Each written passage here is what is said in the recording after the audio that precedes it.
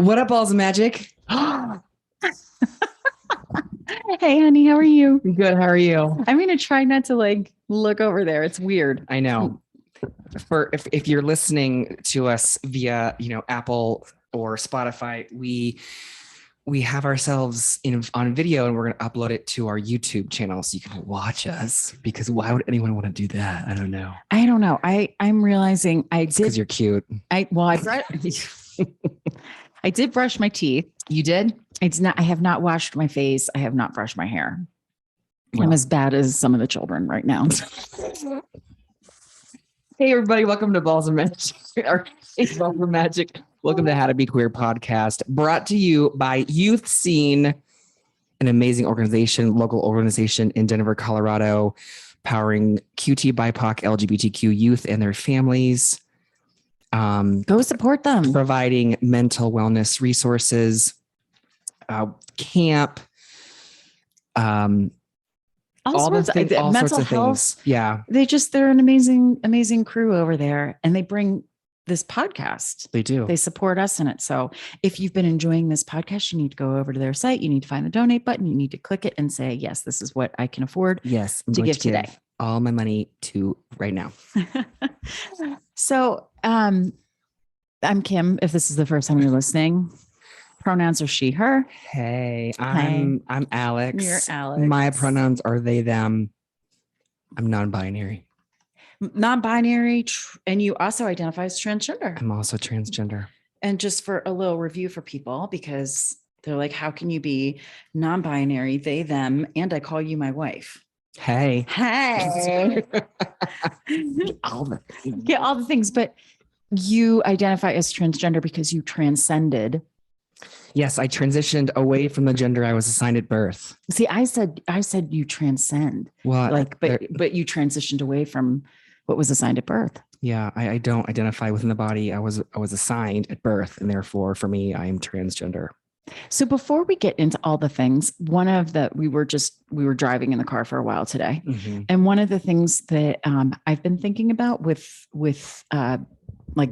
people that are on this journey of understanding gender, I'm really fascinated with younger generations. Mm-hmm.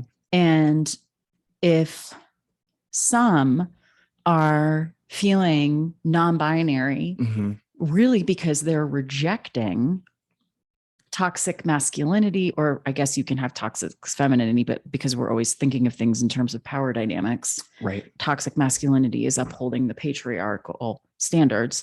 And that you could have a lot of people that are like, well, listen, I might identify in my body, but I don't necessarily want to identify with that gender because of the way that it's been, the norms that have been put mm-hmm. and are followed through by that gender.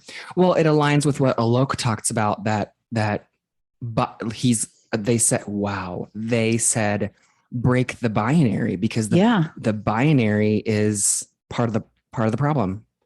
Yeah, I guess we'll probably do like a future episode on it. It's not necessarily what we're going to talk about today, but just Correct. As we're always, because I've learned we are always gaining new listeners. Mm-hmm. And maybe you don't want to go back to the beginning and listen to us babble along for hours. But if you're just meeting us for the first time, yes, we are married, and we use different words that are affirming to who we are. Mm-hmm.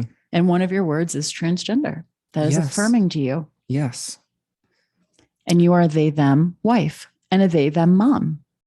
I am. Mm-hmm. Yeah. Well, and yeah, we'll come back to that on another podcast about gender and systems, and how someone may or may not view themselves within the binary system, and how it affects or aligns with their gender. It's a really fascinating subject. Yeah. So just let's do like a little spoiler of some of the things that we know we have coming up, which is we have some guests that are going to be coming in and joining us. We're going to talk a little bit about pansexuality. Mm-hmm. I met another person who is polyamorous. Mm-hmm. So I'm super fascinated to talk to them and learn more about what polyamory and how in practice that looks. Mm-hmm. I know you said that who's the person that you've been talking to, a mental health professional that we're hoping to have come in? We're going to have a mental health professional come on and talk about LGBTQ and racial identities and domestic abuse and how all of that kind of can affect each other.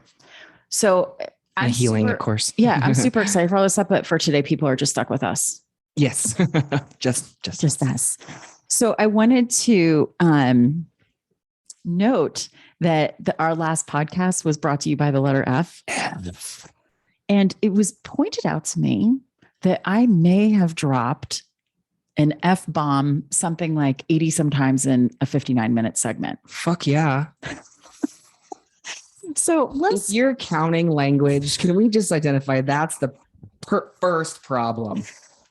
Anyways. And also, I am an adult, and sometimes using certain type of language just makes me feel like this is just something I need to say. And if I want to be really, really, really, really, really, really clear about this.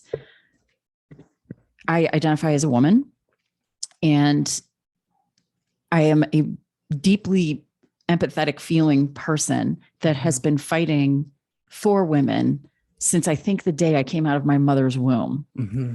I am a proud feminist. And this news of Roe v. Wade wrecked me. Yeah. It just gutted me. And there's personal reasons why. And then there's obviously the reasons why, which I spoke about in the F-bomb word or the F-bomb episode. And so I'm going to share just like personally a little bit, just to give some insight. And I don't think I talked about this on the last podcast, but I'll talk about it really briefly here today. So if you want to count how many F words I say, I want you to ask yourself, which is more painful, hearing me say the F word or hearing the story I'm about to tell you? So I am not someone that has ever had to face having an abortion. It wasn't something it absolutely could have been, but it just never did. However, I am a person that had to have an operation called a D&C, mm-hmm. which is essentially the medical terminology like that people use for abortion. And I had, after I had my son, James, I got pregnant again and so excited, carried this child for, I believe it was 17 weeks. And my body just, it didn't work. There was a chromosomal abnormality in the baby and I had a miscarriage. And like many, many, many women, when you have a miscarriage, sometimes your body does not release the child or the baby or the fetus or however you want to determine it. Mm-hmm. And my body did not. Mm-hmm. And I had to have a surgery, which was essentially an abortion. They knock you out. The next thing you know, it was, I think, Alex, the most painful moment of my life. And the person that was with me when I had to go through that procedure said that I woke up from the anesthesia and they said I was screaming, "What have you done with my baby? What have you done with my baby?" Like I was out of my fucking head. And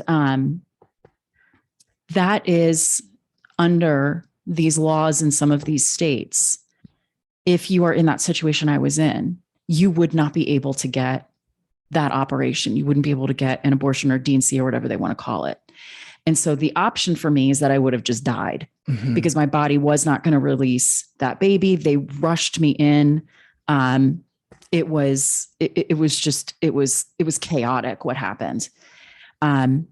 And why I think I just, and every person I know, regardless of how you identify biologically, like there's so many people that are like having these slow realizations that when we talk about like having laws that protect a woman's right to receive healthcare for her body, this is one of the things that we're talking about. Okay. Right. Is that I needed to have this operation to save my life. Right. So if I was living now and this was happening to me in one of these states and I wasn't able to have that operation, my son was 3 years old at the time.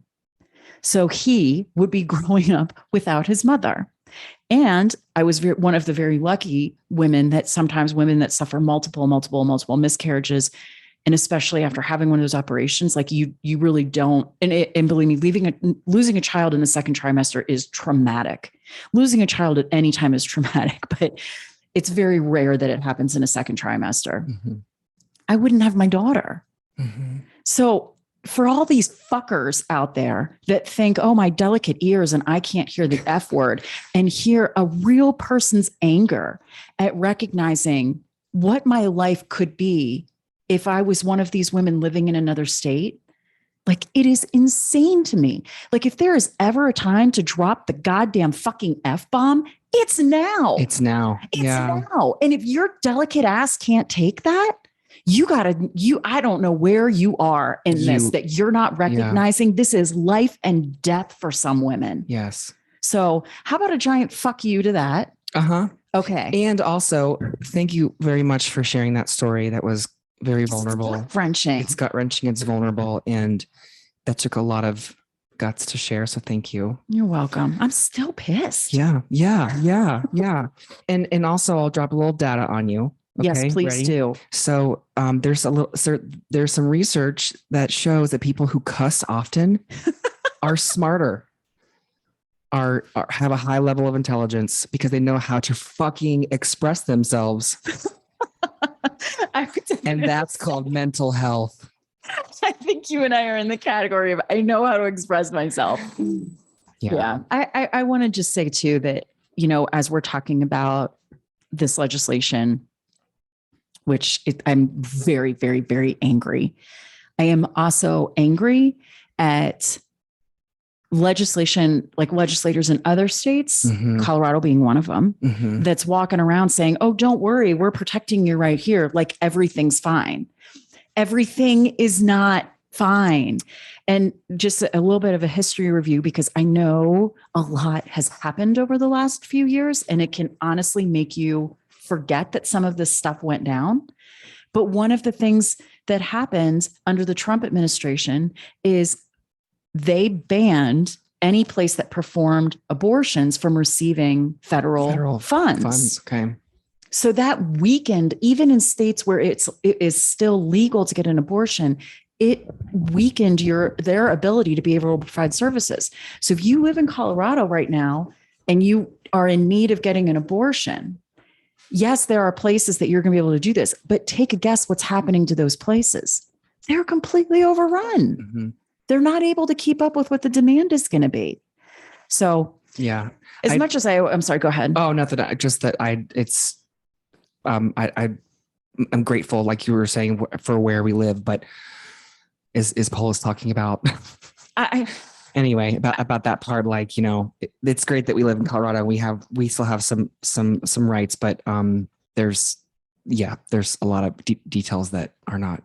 Well, there's not, and this is where I guess it becomes like that he's politicizing something. He's like, and I get it. Like look at us, we're so great, but we still have a lot of work to do. And we need to build a lot of infrastructure if we're going to be taking, and we should be taking in, it's the whole thing we were talking about where it's like, if you need to come here, you call us, we will take care of you.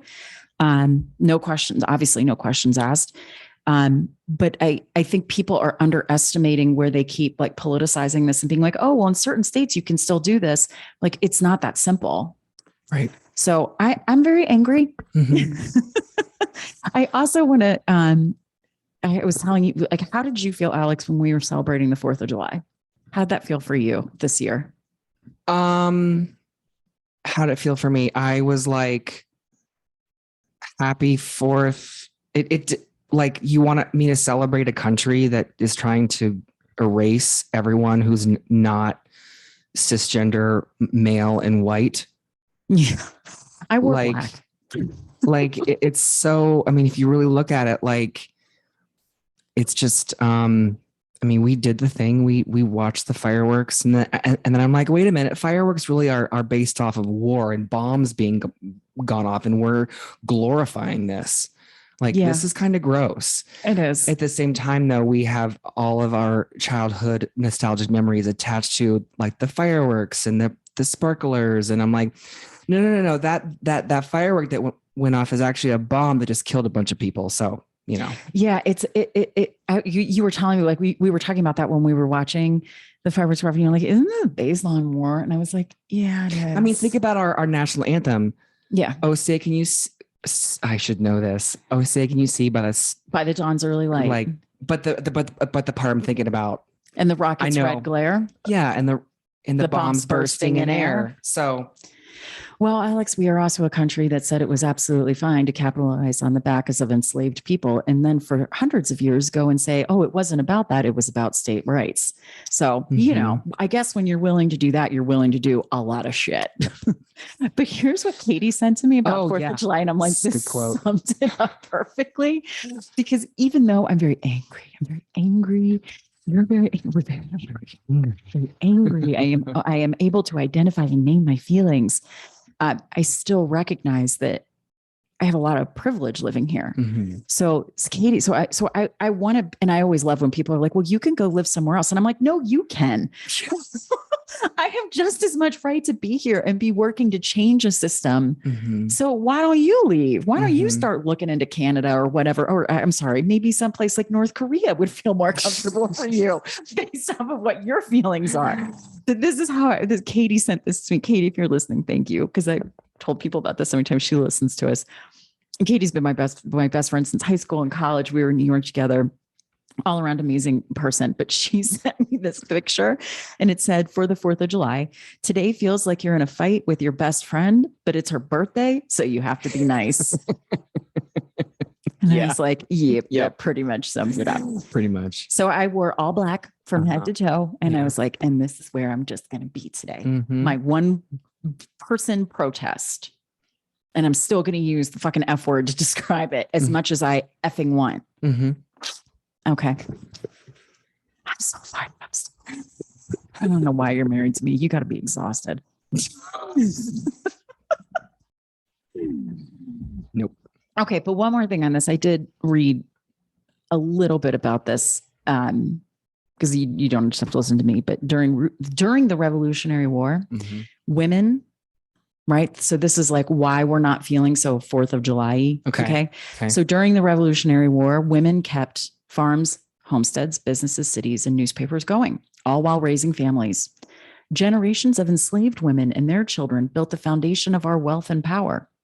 For every war that earned men medals and monuments, women kept the rest of the nation running, earning little besides grudging acceptance.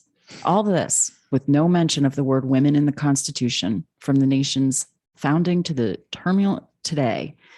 They have been leading the whole time. So, ladies, and I hate that we're saying ladies because I'm going to say this is the way it was written. Take a knee, take a seat. We deserve a rest. We deserve equal rights, and we deserve the nation's respect. And that summed up a lot about how I felt. Yeah. Take a rest now because we got a fight coming. We do, and it's so hard. I think I'm just having I'm trying to conceptualize like. We deserve our nation's respect, but it was never built on. It was never built on respect to begin with. Built on respect at all. Yeah. No, like there's a really famous picture going around right now that shows, I'm trying to remember where it's even on display now. It might be on display at Independence Hall in Philadelphia, where it's the depiction of the signing of the Declaration of Independence. And somebody's taken that oil painting and then with red dots, put a red dot over the faces of the men who at that time had enslaved people while they were writing this. And it's, I think everyone but two is what I saw. Wow. So, obviously, well, I want to say obviously, like we don't, I guess it depends. Like, how do you define an enslaved person now? I mean, obviously not the same way that we did then. And we've made massive changes since then, but it's still, I mean, people can see the sign behind my head.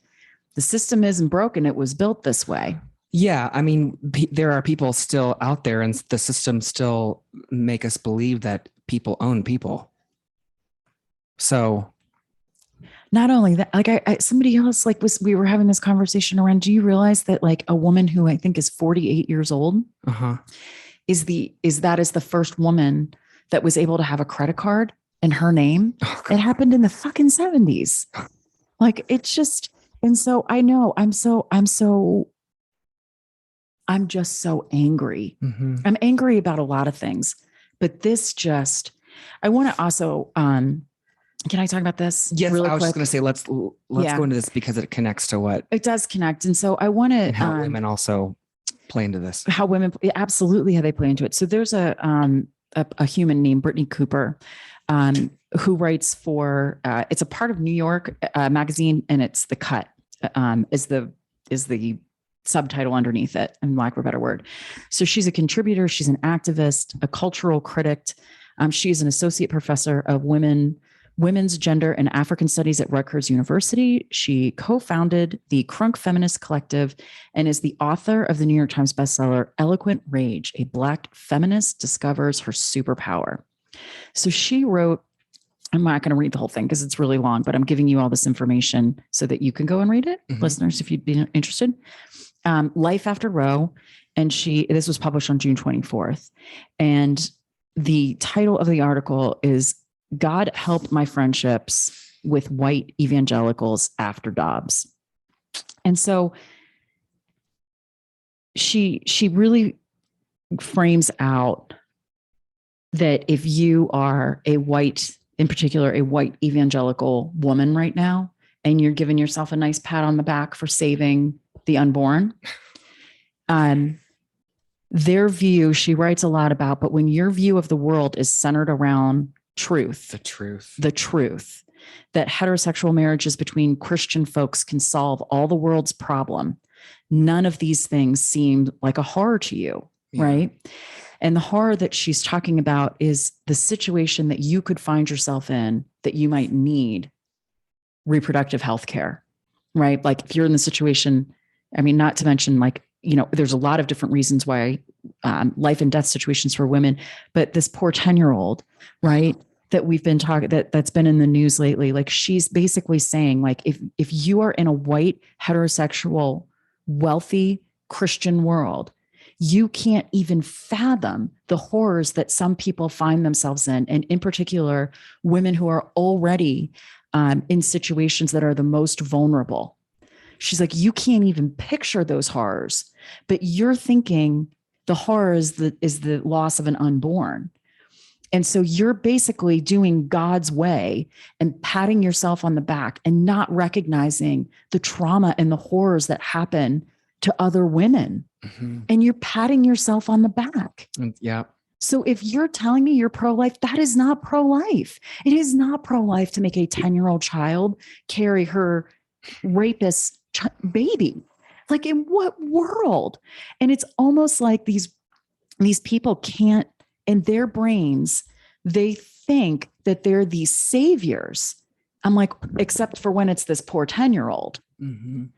And so you got to go and read Brittany Cooper's piece, because she says it, basically, white women, you are thinking that you are saving the unborn, and you are giving yourselves a giant pat on the back without realizing the horrors that many women face.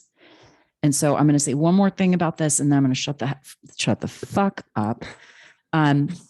Your discomfort is not equal to the horrors that people face. And so your discomfort at someone having to face the incredibly difficult decision to have an abortion, your discomfort with that is not equal to the horror that some people are experiencing. Mm-hmm. So I had to take a breath, because I'm still just so angry. Okay. Were you going to read that part about Alok, or no?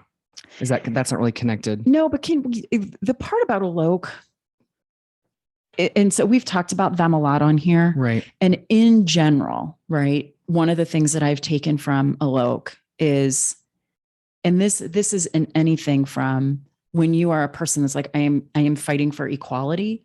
And a lot of times, especially if you're on the side of power and privilege with equality, you are going to feel massive amounts of discomfort, because you're being asked to see the world in a different way. You're being asked to center other people's experience over your own, mm-hmm. which can make you feel really uncomfortable. Mm-hmm.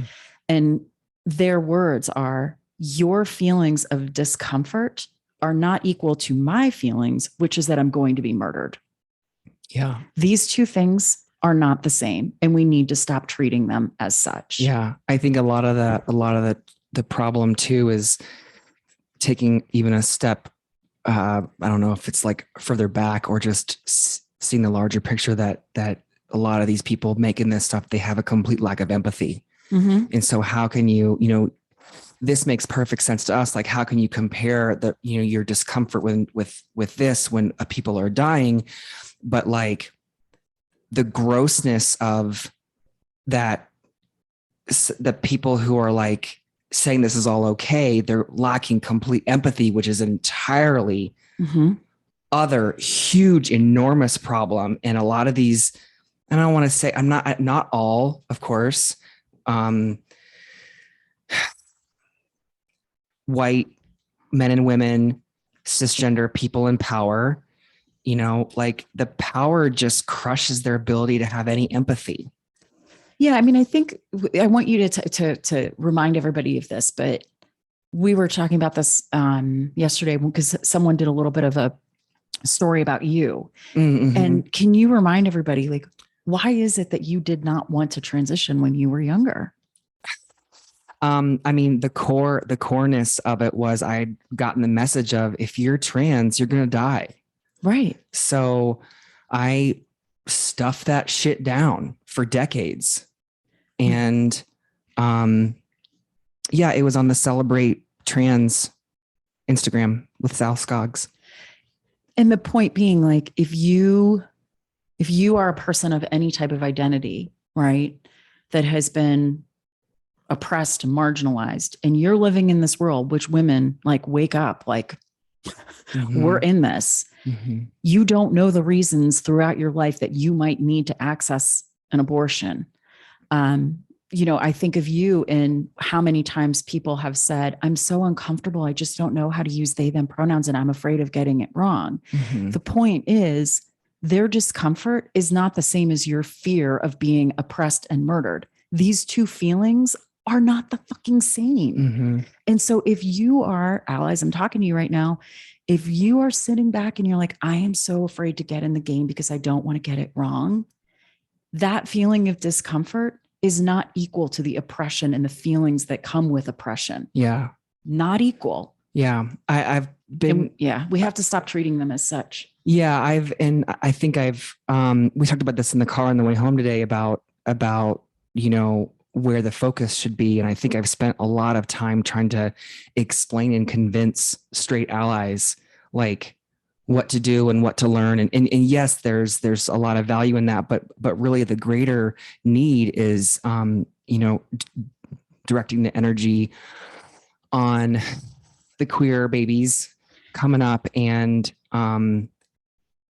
stepping in, me, not to make it like about me, but like, all of us, if we're queer and we're older and we're thriving, all of us together, being visible, not shutting up, not being quiet about our experience, and be like, hey, even though the younger generation, they are learning things that, of course, our generation did not, which is very powerful for them, but also they're still younger. So they're still in fear of like, what's going to happen to us. And, so yeah, just redirecting all of that energy and voice to supporting them and uplifting them, because there comes a point where you can't waste any more of your voice or time or energy on the straight allies who completely don't listen. Yeah. And I've experienced it. I experience it often, even at, at one of my jobs where I was on like an inclusion council, and I kept talking about like, hey, everyone needs to understand these kinds of things. And it's good to be angry. Like, as one of our posters somewhere says, being vocal of, you have to have an equal amount of anger and love. And then just getting to the point where like, you know what, I'm done trying to explain to you. And now I'm harming myself, and I'm just going to quietly and kindly exit from this space because I have better things to do with my time right now. Yeah. I mean, I think in particular with the job that you're talking about, that you were on the Inclusion Council, it felt like there was a lot of convincing you had to do of people just to make spaces feel somewhat safer. Oh yeah. And it was in the big, and it was like, we're not ready for that right now. We have to do these things first. And that's coming, but that's over here. And, it was just very, yeah, I guess didn't, and I always feel this way with Chick-fil-A. Yeah. where people will be like, I want to go to Chick-fil-A. I love their chicken sandwiches. I'm like, first of all, do you think Chick-fil-A chicken sandwiches are that good? I mean, they taste like hate. So with some pickles. With some pickles. But somebody sent this to me, and I'm like, I hope people can understand this. But so if there was a restaurant that was taking the money they make and giving it to organizations trying to dissolve your straight marriage and take your kids away from you, you wouldn't give a shit if they had really good lemonade or a chicken sandwich. You wouldn't eat there. But yet, so I know it's not, and obviously we are very fortunate to be in a lot of spaces where we have amazing and wonderful allies of all sorts of different backgrounds around us that are not queer. Right. You don't, like, when we say this stuff, we're not talking to all straight white people. Totally. Like, I am a queer white person. Yeah. I think the point is that and we learned this the hard way the other night, that we were asked to be in a situation because a child was needing, I think, some help with a parent. Yeah, their dad. And dad's not ready to decenter himself, is how I would say it. Dad is still actively causing a lot of harm. And you and I were in that situation. I'm like, and at one point I looked at you and I'm like, we got to go. Yep. This person is really displaying a lot of and not very subtly, covertly, very covertly. And I was like, Alex, I think it's time to go. Yep. So I think that's one of the hard things. And we've talked about this a lot with this podcast, is that, sometimes I think we try to be the podcast that we needed when we were young. Right. And like you were saying, like, for the younger generation that's coming up, like, they, especially now with 250 some pieces of anti-LGBTQ legislation coming up, it feels like we've taken massive steps backwards. And so they need that spark of, like, they're thriving people, which you and I are definitely thriving. I love that word, because I am thriving. Yeah, me too. Yeah, we are. But you need that example, right? And so on one hand, we started this podcast because we're like, it is hard. I'm not going to say it's not, it's definitely not easy to be a queer person in this climate right now. Yeah. And also, I'm so happy I'm a queer person. I'm so happy in my life. I'm so happy what I have. But I go back and forth between, there's times where, and especially with my job, I do sign up to be like, hey, people that also want to learn about allyship, like, I'm pretty much a safe person that you can ask all the questions to, and we'll work through it. But there's that flip where you're like, I can't, though, provide insight if you're going to still actively be causing harm. Like, it's a give and take here. But really, I would think the main thing of what we're trying to do is to share a little bit of, like, there's so much joy in just letting yourself be queer. Yeah. I mean, how long did we spend, thinking there was something wrong with us? And now it's like, well, I actually really hate what's happening in the world right now, but I'm really glad I'm me. Yeah, absolutely. And I think with the lovely queer baby we were supporting, a lot of times we think of homophobia and transphobia as this, like, really blatant, in your face, like, what they be called, like, macro aggressions, like, you're, like slurs, and you're the F word, you're, whatever. And it's so often, and this is the hard part that I want people to really know, is it's so often, especially with the relationship between a parent and a child, it is abuse. Like people don't like that word for a reason, but I am not afraid to say that word, because what happens can happen. And what was happening was, it was this covert abuse towards this child.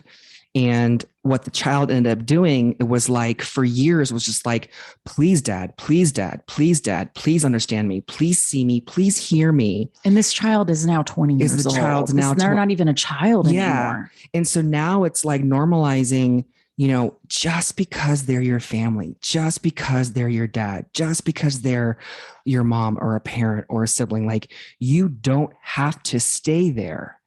You now are faced with the choice. Your parent has put you in the position of you choose abuse or you choose yourself. Mm-hmm. And I will always tell that queer baby, honey, you choose yourself. Everything else will totally be okay. And it's painful. It's brutal. It hurts like hell, but you will always be okay without the abuse coming directly from a family member.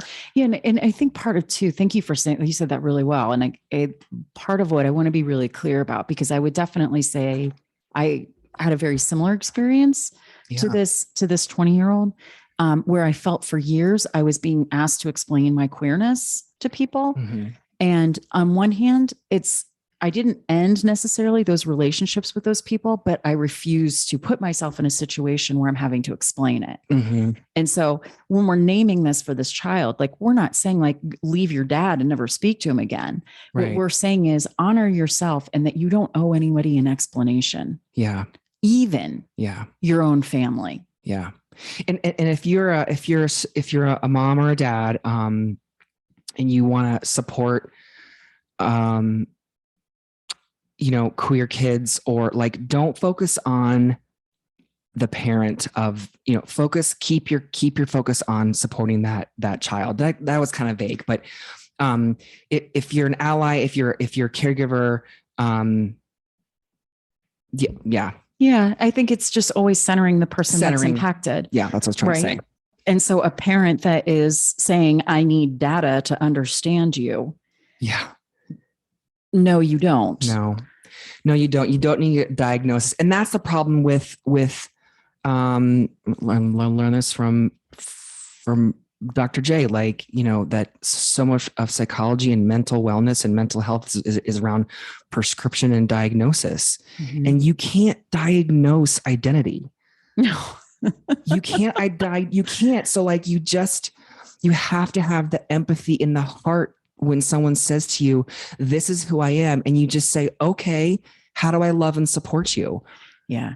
I think that's such a key thing for parents. And I know we have a lot of parents that write us, and this is what's appropriate, right? Is that if you're a parent and you are listening to your child tell you, hey, this is what's going on with me. This is what I think I am. You should listen to a podcast like this, or there's tons of other resources, because you're figuring it out then, parent, not with your child. You're going and doing the work that you need to do to understand.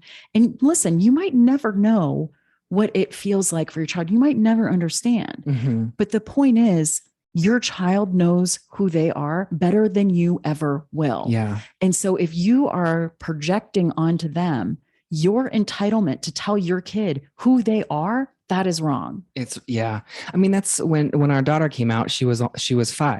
Mm-hmm. And the first thing I did was put myself back in therapy, because I'm like, this is not her job. She told me who she is. Now I have to figure out myself and how to be the parent and educate myself. Absolutely. And I think that there's huge value in using systems that are there to support your child. Mm-hmm. And as we know from the way that different systems work, you do need to have certain support and diagnosis.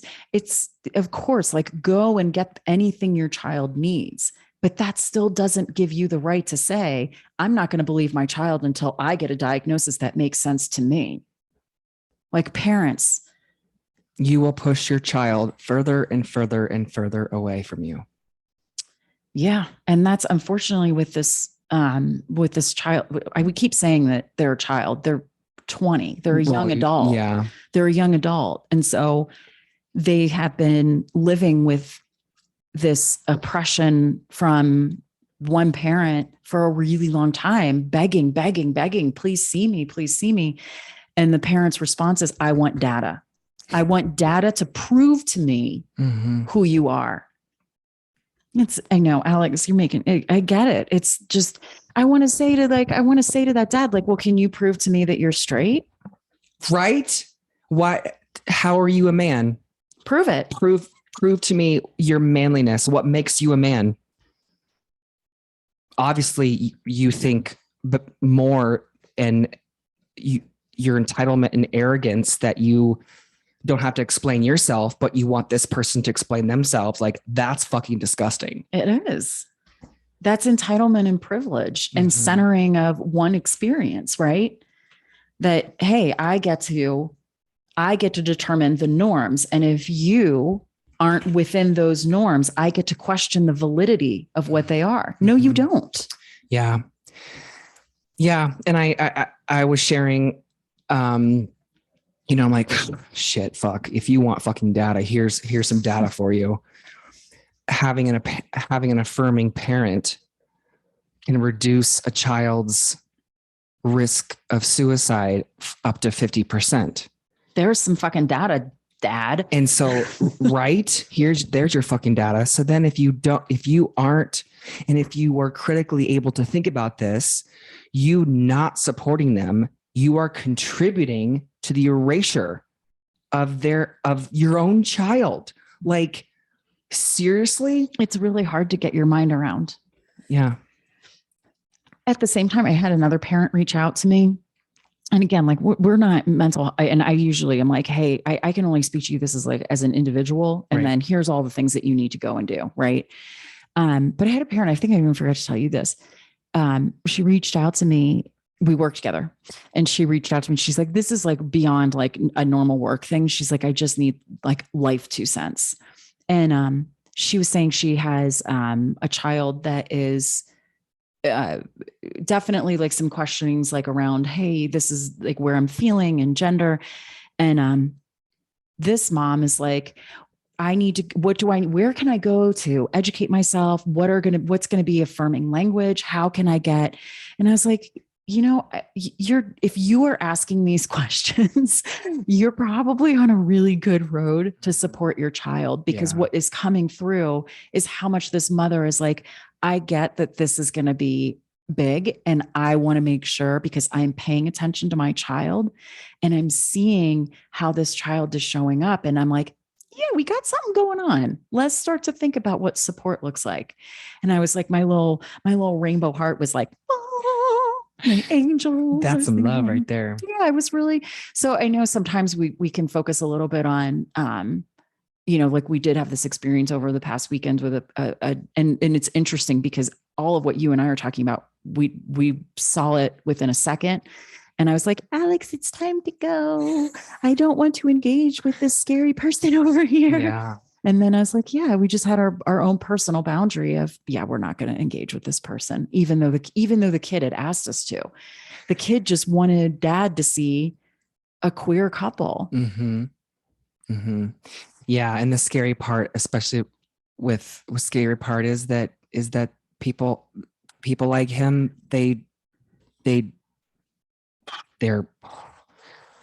too far gone. Like, I don't even know what the word is. Yeah, like, not that they're hopeless, but he has so much work to do on himself. It's like, you can only save yourself. You can only change yourself. And for us, remembering we can share ourselves and who we are and what we do and our experiences. But ultimately, all of this work comes down to the person has to choose to do it. So, quick reminder for people, right? Someone's discomfort with learning around what support looks like for an LGBTQ person, that discomfort is not the same as a person of the LGBTQ community that is feeling oppression, like they're going to be harmed, that you might be harming. These two things, not equal. Mm-hmm. Not equal. So, I'm going to take a breath for a second. Me too. Yeah. I'm just rolling that around in my head. You know what? It's moving in a little bit of a different direction. Sounds good. I'm always so happy when Pride Month is done. We got yes. So I'm going to do Alex is looking at the thing that when I will tell you the reason I am usually like really happy when Pride Month is done is because Pride Month is fucking exhausting. It's right. Mm-hmm. I feel like everybody is like, let's celebrate Pride. And I'm like, I celebrate Pride every day. Do I have to go to a party and see people? Mm-hmm. Do I have to go? I don't want to. I can see you. I don't know. Like, send me a text. wish me a happy Pride.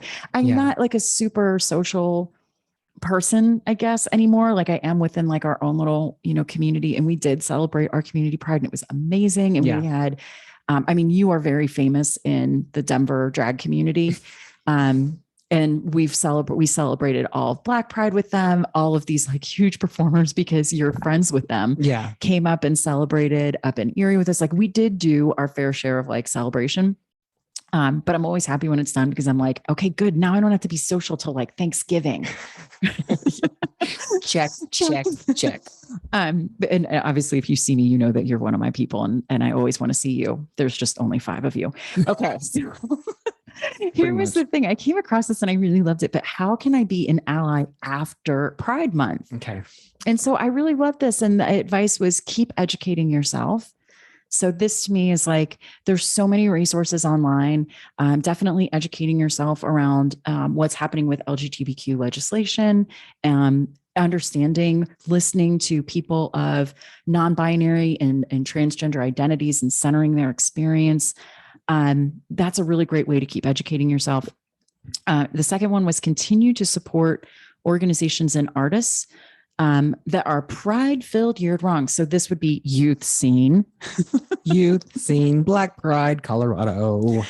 And obviously, Trevor Project is another really great one to support. The Center on Coal Flax, Human Rights Campaign, Envision You, One Colorado. These are all really great organizations to support. What was this one here? Oh, volunteer and participate in events that are queer focused.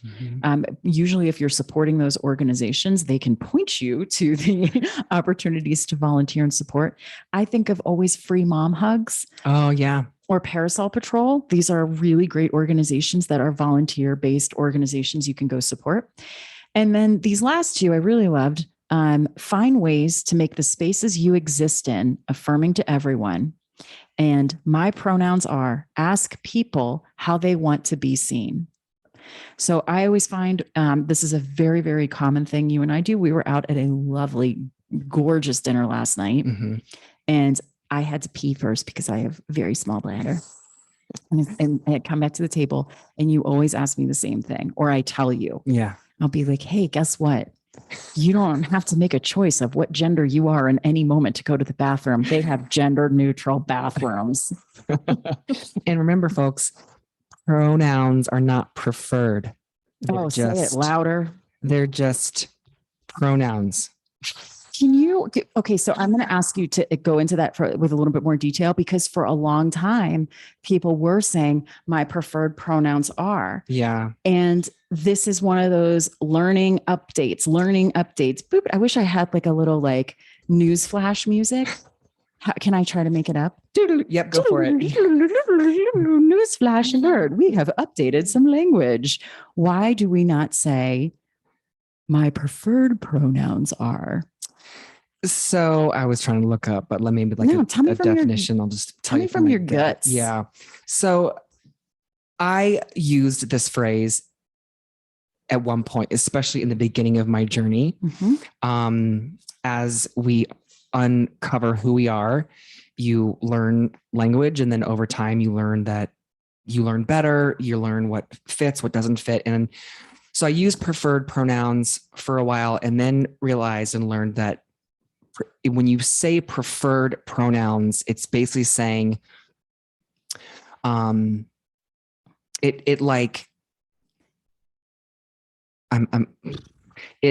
makes it like it's not as real. Yeah. It makes it especially for, maybe for a cisgender person, or, wow, I'm having a hard time speaking because it just isn't, it's a way to make it an option.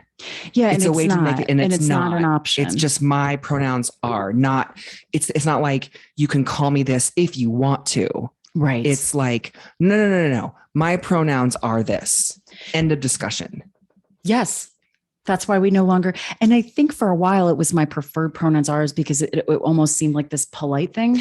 Yeah, that's why I was pausing because I was trying to get into like it made it more comfortable. Yeah, and now it's just like no, you don't actually get to have a preference, and if you're going to decide to use the correct pronouns for me. So, hi, my name is Kim. My pronouns are she, her.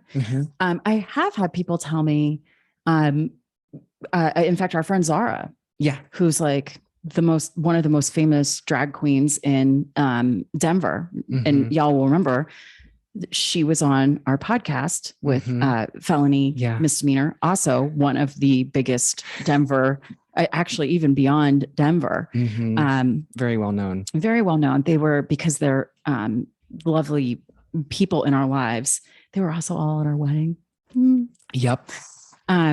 And you for years performed with them, but you've just kind of, I know people are like, are you ever going to come back and perform? And you're like, yeah, I don't know. I'm going off. Sorry. Yeah. We can talk about drag. We can talk about drag another time. But Zara to me is fascinating because her answer to that is you can actually use all pronouns for me as long as it's done respectfully. Yeah. And so I sometimes switch back and forth because, and I think they were, Zara was on here. And so Terrell, when I'm with Terrell and I use they, and when I'm around Zara, and folks, this is the same person. It's just Zara is their drag persona. Yeah. I use she. Yeah. And then with felony is felony all the time. And felony, and Zara is Zara all the time. It's just in drag versus out of drag. Yeah. But both of those two humans always tell me the same thing. You can use whichever pronouns. Like I actually respond to all as long as it's done respectfully. Yes. And also I'm going to go one layer deeper. Yeah, if a drag performer is in drag, and specifically for Zara and Felony, like she, right. It's only she. When she's in drag. Yes. Right. Yeah. So Felony has a wonderful, fun, accessible way of saying, but if I have a wig on my head, it's she or queen. I love Felony. But these, I guess for you and I, because these are people that are in our lives in the drag community and then also in our lives just outside of drag too. Yeah. So yeah, but it's fascinating. I love that though. Like, I guess I think I would be like, I really don't care what pronouns people would use for me as long as it's done respectfully. But I understand that being respectful means I use the pronouns you tell me to use. So you're like, my pronouns are they, them. I would never demean in any way and be like, yeah, I'm just not going to do that. And I'm going to tell you, my new thing is that when I see somebody like just purposely like still not getting it, I'm going to start using wrong pronouns for them. And be like, oh, I'm sorry. Does that bother you? It most often happens with dudes. Really? And I'm like, you know what? I'm going to just change your name and start calling you she. And they're like, that's not me. Oh, right. How's it feel, fucker? How's it feel? You said the F word again. Sit on that. I love you so much. Fucking care anymore. You crack me up. Oh, I know. Are you going to teach our children to be loud too? Hey, so what was the other thing about Pride that, because we're both like so happy that Pride's over, but what was remember the thing that you I loved this. So them is one of I follow them on Instagram. They are they focus a lot on trans non-binary identities. And they had a post a couple days ago for LGBTQ in July. They're calling it LGBTQ Wrath Month. I love this so much. Wrath, like anger wrath, like WRATH. Yeah. And I think this is great because, how often will the people who are playing into being oppressors are like, look, it's the angry LGBTQ person. Like, you're just angry. Yeah, I'm fucking angry. F-bomb. F-bomb. You would be too if you were trying to be erased from society. So for LGBTQ Wrath Month, Jesus fucking Christ. F-bomb. So for Wrath Month, they made a Spotify playlist of punk music. Love it. Basically, we've been listening to songs about the anger, frustration, and rebelliousness of the queer experience. So we've made a playlist showcasing the best out of what our anger can bring to music. These 14 queer artists on this playlist scream, sing, screech, and yelp about oppression, police brutality, climate change, and much more. Yeah. So yeah, I kind of love it. I love that July is LGBTQ Wrath Month. It's like, it's not fucking over. F-bomb. Pride isn't over yet.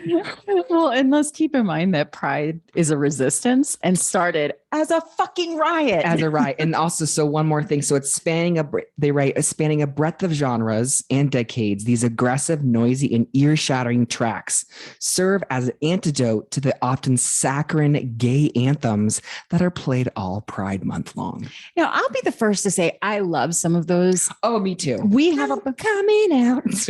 I want the world to know. But mine this year, what was it? Lizzo and the song Juice for me. That was like my Pride song. Yep. That all month, I was like, every time we got in the car, like, what do you want to listen to? I'm like, I need some Lizzo and it needs to be Juice. Yep. And I still think you and I keep talking about like, what do we think that song's really about? Well, she's talking about her goose with the gray goose, which makes the juice. What she's drinking. Nope. See, I think it's about her. I know. I hear the listeners right now being like, Kim, you were such a moron. Yeah. I love Lizzo. I love her so much. Me too.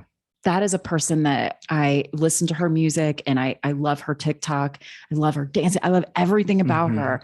And she makes me as a queer person feel so freaking joyful.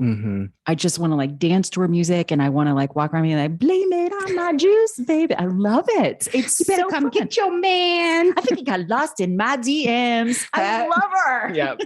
So I love, that was my aunt, like I get what they're saying. Like after a month of like, yay, I'm here, I'm queer. It's like July. It's like, and I'm ready to fight. Yeah. A little bit. What else did we have on our list that we wanted to talk about today? Well, I loved the thing that you shared with me about the water. Do you want to talk about that? I do want to talk about that. Okay. So I think we've talked about this on here a lot. I love this just put in a lot of great perspective.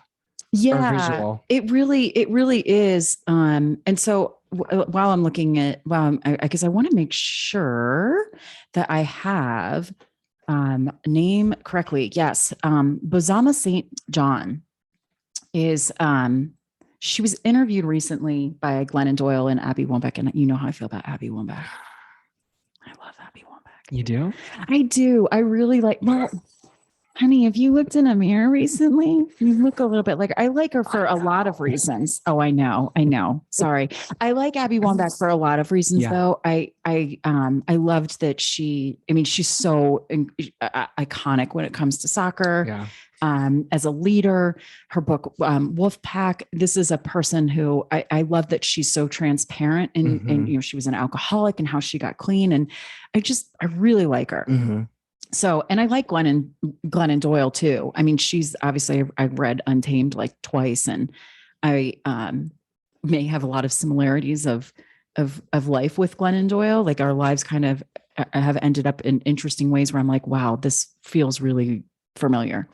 I also love Liz Gilbert, who's another person who's messy as fuck. Yeah. But I guess I like messy people is the point. This person, I don't think is that messy. Boz St. John. Okay. If you're wondering, hey, I recognize that name, but I can't quite put my finger on it. American business person and marketing executive, was the chief marketing officer at Netflix. And I had read, was making, I think it's like rumored to be like $4 million a year. I mean, she was the chief brand officer at Uber. She was a marketing executive at Apple Music. She worked for Pepsi. Like this woman is a total fucking baddie. Ridiculously smart, really successful. And I just listened to this.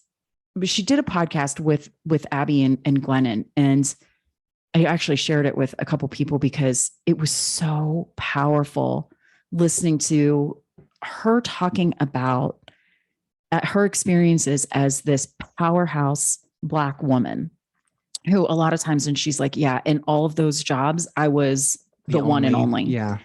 And she was, she's talking a lot about like, when do you know it's time to leave a job? It was a little bit because she left Netflix. And if you remembering, if people want to go and Google this, I'm not going to go into the history of it here, but when she left Netflix, it was kind of like, oh, damn, because Netflix was doing really, really well. She was instrumental in marketing it and really looking at the content that Netflix was bringing. And Netflix, in case you're living under a rock, like the streaming services like Netflix, this gets into like my understanding my job a little bit, but like digital and streaming platforms versus like broadcast, like they were expecting that we're going to have that cross on the axis. It should be actually pretty soon where people actually consume more of their media through digital platform services than you do from broadcast. Okay.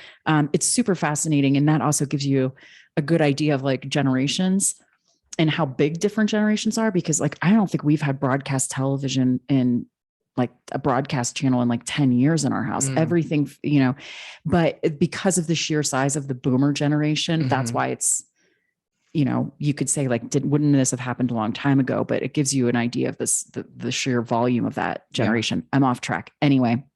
So Boz has left there, and the conversation, part of the conversation that she was having was, when do you know it's time to leave an organization? And this is like, again, like Netflix, chief marketing officer, probably the most respected marketing person in the country. That's her. And she left. And so I'm sure there's lots of different reasons, why, and that she didn't go on to on this podcast. But one of the things she said is, essentially when she's like the one and only, it can feel like when, because everybody's, diversity hiring, and you do that hiring and it's a check the box situation. Yeah. So I'm hiring this person, and yes, they check this box over here for diversity. And then what happens is this person like Boz, who's all of these amazing things and Black, comes into the organization. And if you think of the organization as like, I have a glass of water sitting here, it's like this glass of water, it's clear water. And she's like a drop of blue food coloring. And so she drops herself into that glass, and the glass and the water has to change color, right? Because we've added this beautiful person who is smart. You wouldn't expect to put that drop of blue water in the glass and for the water to stay the same color. Right. And that was the analogy she was giving, is like, so I'm not even like a small drop of blue water. I'm like a dollop of it. Yeah. But the expectation was that I was going to change to being clear water, not blue water. And so I've been thinking about that because it just so deeply resonated with me of a lot of the work that I do when I'll talk about, if you're looking to make places more equitable, it's not it is hiring. Obviously you need all sorts of different lived experiences in powerful positions in your organization. But if you are still expecting people of those identities to show up and act within whiteness, you haven't actually changed anything. All you've done is tokenize that person and forced them to become the clear water. Yeah. And so she gave a couple of examples of like, do I have to put on, because it, in some of these places, they're famous where it's like all men on the boards, and they put on matching outfits when they come out at these like huge all organization meetings. And she's like, I'm not going to put on the khaki pants and the blue shirt. Right. I'm going to come out. And she was like describing her hair, like her hair was, big and beautiful, and a bright fuchsia dress with Louboutins on with bows on the back, because that's me. I am not here to wear your khaki pants and blue shirt and be just like the rest of you. And I guess it resonated with me, number one, because I work in this field and I've seen this happen to my colleagues of color and that's when I'm telling people, I'm like, if your organization is showing up as anti-Black and anti-queer, it's because you're expecting those of those identities to come in and just go with the flow. Yeah. And they're not going to. And if you're forcing them to, you're not doing equity work. Yep. So I feel it, being a queer woman, that it's like constantly this weird thing where people look at me and they don't clock me as queer. Mm-hmm. And then it can feel like I have to come out like 20 times a day. Mm-hmm. Right. Mm-hmm. Where I'm like, no, I don't have the standardized question I get is people see that I wear a wedding ring. Like, oh, what's your husband do? Yeah. Like, oh, you'd love to meet them. I don't have a husband, you know? Yeah. So it's like, how many times a day do you have to come out? Or how many times do you have to sit and kind of try to fit yourself into some view of like the way that their life works and that yours is considered weird or different?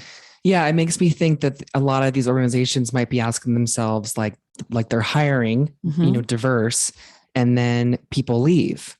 Yeah. And they're like, why are they leaving? And I'm like, because you're expecting them to stay in the clear water.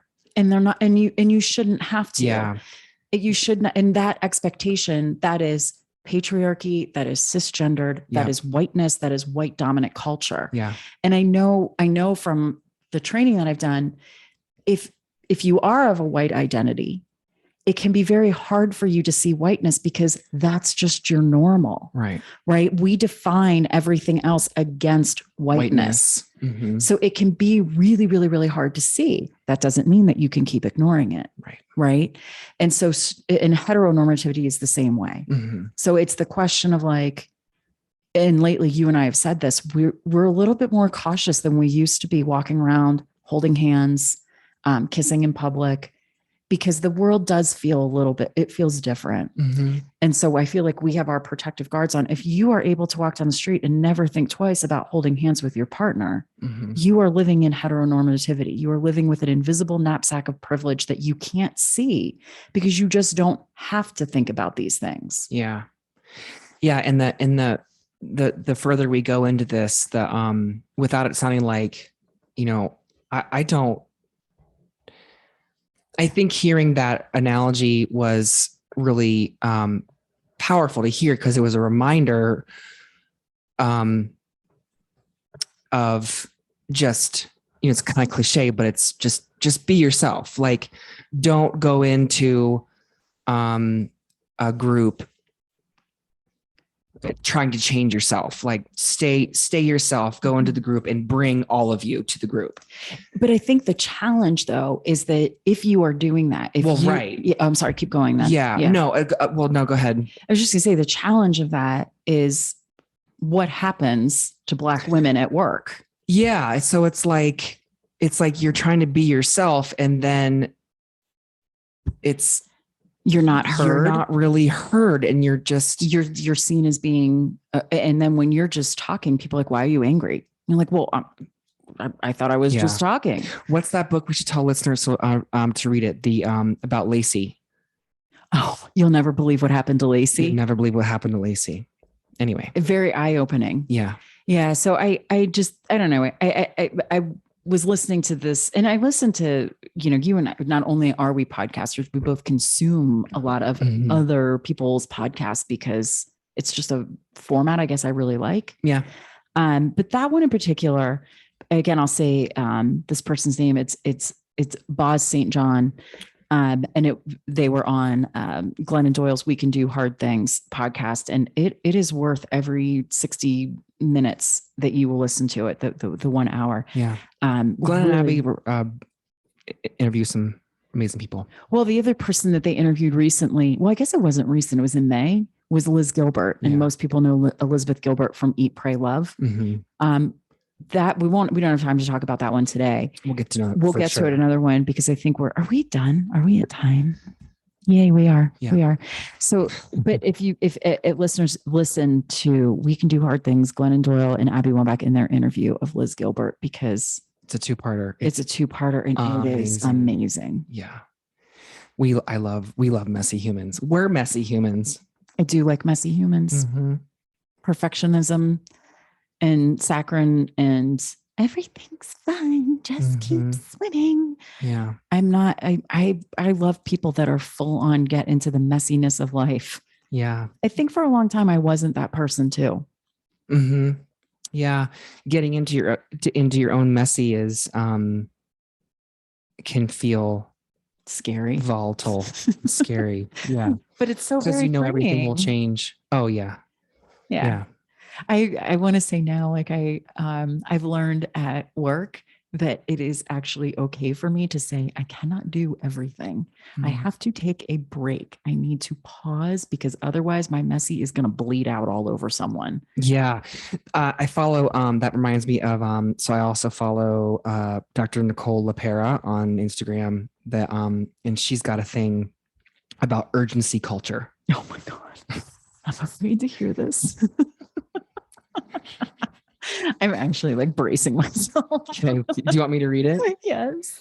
Healing from urgency culture looks like no longer being on call for other people's cycles of crisis, not making plans so that you can sit with yourself doing absolutely nothing or something you love that's just for you.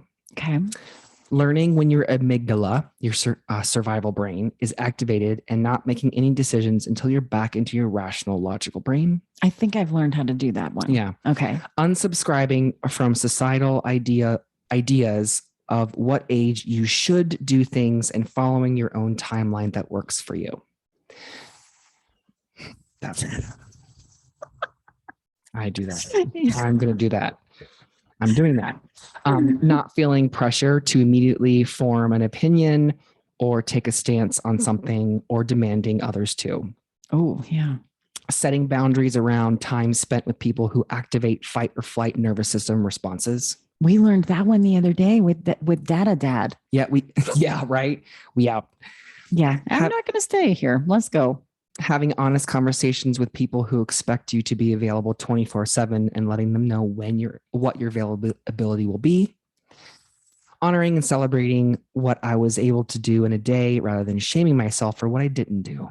Oh. And committing to hard work and dedication while also committing to play, rest, and joy.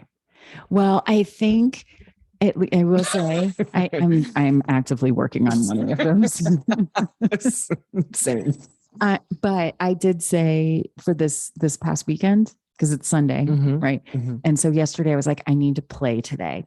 Mm-hmm. And we went kayaking. We did. And I suck at it. And you're really, well, because you were a freaking rower. So you were like, I'll get us across this lake in a minute, Kim. And then it was so cute because like you were in the back of the kayak and I was in the front. Yeah. And I should have known this because you kept talking to me about the kayak situation. You were like, so you got a tandem?